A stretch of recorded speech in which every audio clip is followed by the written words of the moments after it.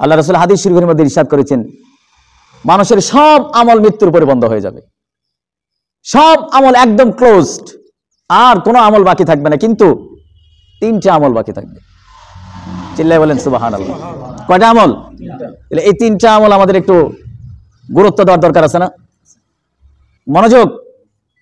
আমার নবী সরকারে কায়নাত বলেন, উম্মত, পৃথিবীর কোন মানুষ যদি নিঃশ্বাস ত্যাগ করে, যদি মানুষটা মৃত্যুবরণ করে, ওই মানুষটার সব কর্ম বন্ধ হয়ে যাবে। ইচ্ছা করলে ওই মানুষটা আর নামাজ পড়তে পারবে না, ইচ্ছা করলে ওই মানুষটা আর রোজা রাখতে পারবে না, ইচ্ছা করলে ওই মানুষটার হজ করতে পারবে না, ইচ্ছা করলে ওই মানুষটার উমরা করতে পারবে না, ইচ্ছা করলে ওই মানুষটা আর দান সদকা করতে পারবে না। সাহাবায়ে কেরাম প্রশ্ন করলেন, ইয়া রাসূলুল্লাহ, তাইলে তার কি অবস্থা হবে? ও তার মৃত্যুর পরেও তার 3টা কাজ বাকি থাকবে, ওই 3টা কাজ তার মৃত্যুর আগেই করতে হবে, সে মরে যাবে, এই কাজগুলো জারি থাকবে। জোরে বলেন সুবহানাল্লাহ। সাহাবায়ে কেরাম বলেন, ইয়া রাসূলুল্লাহ, আমরা জানতে চাই কোন 3টা কাজ মানুষের মৃত্যুর বরণ করার পরেও দুনিয়ার মধ্যে জারি থাকবে। আল্লাহর নবী হাতের আঙ্গুলে ধরে ধরে সাহাবাদেরকে ওয়াজ করে শোনাইলেন, ও আমার সাহাবারা, মানুষের 1 নম্বর আমল হলো, যেটা মানুষের মৃত্যুর পরেও মানুষ মরে গেলেও জারি থাকবে। 1 নম্বর আমলটা হলো সাদকা জারিয়া। মানুষের টাকা পয়সা দিয়ে যদি মানুষ মসজিদ নির্মাণ করে, মাদ্রাসা নির্মাণ করে, কোন একটা রাস্তার কাছে টিউবওয়েল বসায় দেয়, অথবা কোন একটা গাছ যদি লাগায় দেয়, ওই গাছের ফল যদি কাক খায়, পক্ষী খায়, মানুষ খায়, ওই টিউবওয়েলের পানি যদি মানুষ খায়, আল্লাহর নবী বলেন, যেই মসজিদ তার টাকা দিয়ে নির্মাণ হলো, সে 100 টাকা দিয়েছে কিংবা 1 টাকা দিয়েছে, এটা ব্যাপার না, তার সামর্থ্য অনুযায়ী সে যত টাকা দান করতে পারলো, আমার আল্লাহ এই আমলটা মসজিদের মধ্যে লাগাই দিয়া সাদগায়ে জারিয়া, এবং মৃত্যুর পরে তার এই মসজিদে নামাজ হবে, তার কবরের মধ্যে আল্লাহ সব পৌঁছায় দিবে। জোরে বলেন সুবহানাল্লাহ। আপনি কত দিলেন এটা বিষয় না, আপনি দিয়েছেন কিনা এটা বিষয়। আপনি সামর্থ্য আছে 1 লক্ষ টাকা দেওয়ার, 1 লক্ষ টাকা দিয়েছেন, সব পাবেন। আপনি সামর্থ্য আছে 5 টাকা দেওয়ার, 5 টাকা দিয়েছেন, মসজিদে লাগাই দিয়েছেন, আপনার সব জারি হয়ে গেছে। সাহাবায়ে কেরাম প্রশ্ন করলেন, ইয়া রাসূলুল্লাহ, 2য় নম্বরের আমলটা কি? আল্লাহর নবী ডাক দেয়া কয়, 2য় নম্বরের আমল হলো, কোন আলেম যদি তার ইলম দিয়ে বই কিতাব লিখে যায়, ওই কিতাবটা মানুষ পড়ে পড়ে যদি উপকার পায়, তাইলে তার কবরের মধ্যে তার সওয়াবগুলো পৌঁছে যাবে। জোরে জোরে বলেন সুবহানাল্লাহ।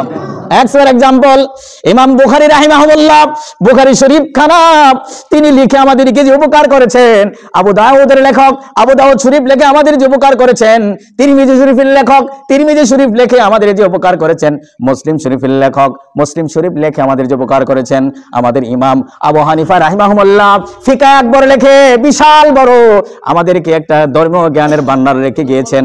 ইমাম আবু হানিফা নাই, কিন্তু ইমাম আবু হানিফার কবরের মধ্যে ফিকাহ আকবর পরে পরে যারা আজকে ইলম অর্জন করতেছে, উপকার পাচ্ছে, ওই সবগুলো আমার আল্লাহ তার কবরের মধ্যে পৌঁছায় দিচ্ছে। জোরে জোরে বলেন সুবহানাল্লাহ। আমার বন্ধুরা, আমার ভাইরা, 3 নম্বরের মানুষ মরে যাবে, ওই আমলটা দুনিয়ার মধ্যে জারি থাকবে। সাহাবায়ে কেরাম প্রশ্ন করলেন, ইয়া রাসূলুল্লাহ, ইয়া হাবিবাল্লাহ, নবী গো, 3 নম্বরের আমলটা কি? আমার নবী ডাক দেয়া কই, সাহাবারা, 3 নম্বরের আমলটা হলো, ওই নেক সন্তান যে বাপ মা তারে কোরআন কিতাব পড়ায়া ধার্মিক বানায়া কবরে গেছে, বাপ মা এখন দুনিয়াতে নাই, কিন্তু ছেলেটা 5 ওয়াক্ত নামাজ পড়ে, ছেলেটা আলেম, প্রতি নামাজের পরে পরে বাপ মার জন্য দোয়া করে, রব্বির হামহুমা কামা রব্বায়ানি। হায় হায়, এমন সন্তান যদি কোনো মানুষ দুনিয়ার মধ্যে রেখে যেতে পারে, ওই মানুষটার কপাল বড় ভালো, ওই মানুষটা বড় ভাগ্যবান। সে দুনিয়ার জমিন থেকে পর্দা করার পরেও, কবরে যাওয়ার পরেও সন্তান যখন নেক কাজ করবে, আমার আল্লাহ তার কবরের মধ্যে এই সন্তানের নেক কাজের একটা ভাগ তার কবরের মধ্যে পৌঁছাই দিয়া তার কবরটা জান্নাতের বাগান বানাই দিবে। আমার বন্ধুরা, আমার ভাইরা, 3টা কাজই দুনিয়াতে থাকতে করতে হবে। কোথায় থাকতে? দুনিয়াতে থাকতে করতে হবে।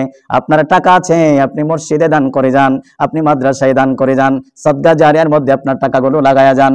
আপনি যদি আপনার সন্তানের অপেক্ষা করেন, করবে না, আপনার সন্তানগুলো আপনার জিন্দেগি যখন শেষ হয়ে যাবে, আপনাকে যখন দাফন করে আসবে, এবার তারা তাদের হিসাব মিলাইব, কই কানি কইরা জমি পড়ে, নগদ কত টাকা ব্যাংকে আছে, টাকা কই টাকা করে তাদের ভাগে পড়বে। জোরে বলেন ঠিক না বেঠিক? এই জন্য অনেক বাবক কইছে, যা করবেন আতে তা যাইব সাথে, যা করবেন আতে তা যাইব সাথে। বুদ্ধি